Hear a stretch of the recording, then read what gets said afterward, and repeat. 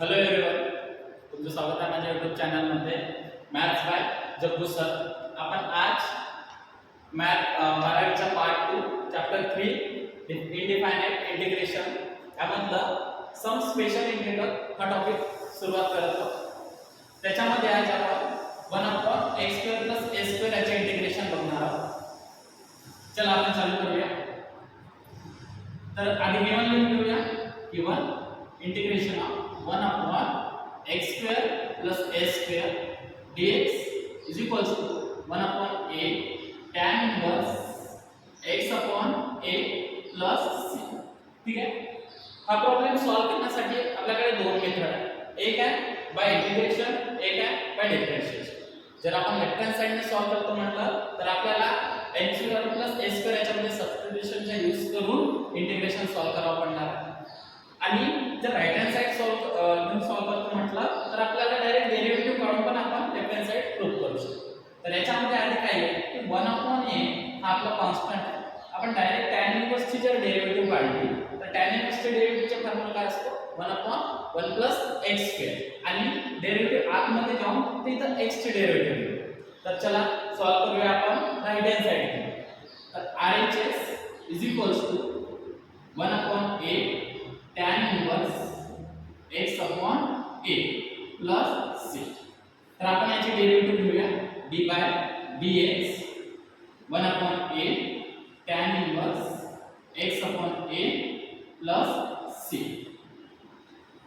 तर डेरिव्हेटिव्ह घेताना constant term बाहेर निघणार. कॉन्स्टंट कुणाला म्हणायचं त्याच्यासोबत x नाही, ती टर्म आपली कॉन्स्टंट. तर 1/a बाहेर निघालं. डेरिव्हेटिव्ह ब्रॅकेटच्या आतमध्ये d/dx tan inverse x/a plus c. आता डेरिव्हेटिव्ह घेऊया 1/a. tan inverse चे डेरिव्हेटिव्हचा फॉर्म्युला काय आपल्याकडे tan inverse x 1/1 + x. तर या फॉर्म्युलाचा यूज करणार आपण इनटू 1/1 प्लस आता इथे x होतं म्हणून इथे x चा स्क्वेअर झाला. आता इथं फंक्शन tan च्या फंक्शन सोबत कोण आहे x/a. आपण इथं काय घेणार x/a याचं पूर्ण होल स्क्वेअर आणि c आपल्या c सोबत आपल्याकडे x नाही आहे त्यामुळे c काय होणार आपलं 0 कॉन्स्टंट 0. तर याला इथे सॉल्व करूया. 1/a इनटू 1/1 प्लस आता इथे काय आहे ब्रॅकेटचा होल स्क्वेअर. तर इथे काय येणार x² a². इथे येणार x² + a². आता इथे 1/a मल्टिप्लाय 1/1 याच्यामध्ये क्रॉस मल्टिप्लिकेशन होणार आणि याला मल्टिप्लाय काय आहे आणि होल डिवाइड मध्ये डिनॉमिनेटर मध्ये a².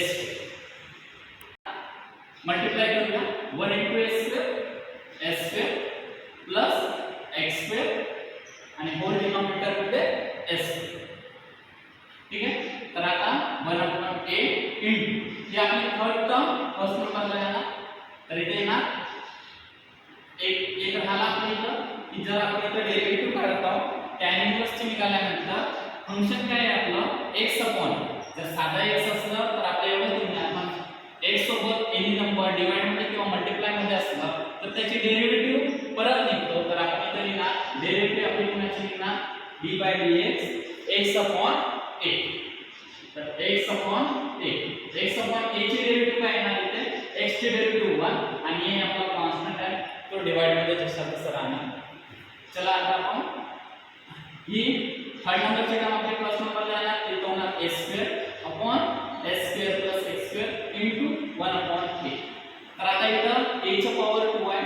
इकडे एक आहे आणि इकडे एक. हा a इथल्या दोन a सोबत हे दोन्ही a कॅन्सल होणार.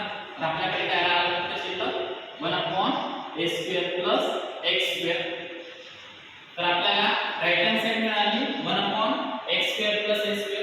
तर आपण आता बाय डेफिनेशन ऑफ इंटिग्रेशनचा यूज करून हे सॉल्व करू. By definition of integration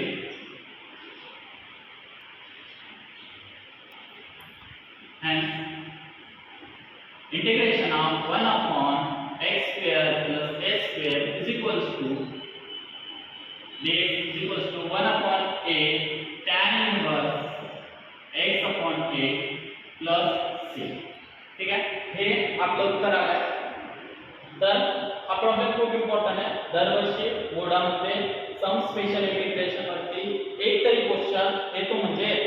I hope तुम्हाला हा प्रॉब्लेम माझ्या टॉपिक समजलेला असेल. तरी पण कुणाला काही डाऊट असतील तर त्यांनी कमेंट सेक्शन मध्ये तुमच्या क्वेरी टाकून मला विचारू शकता.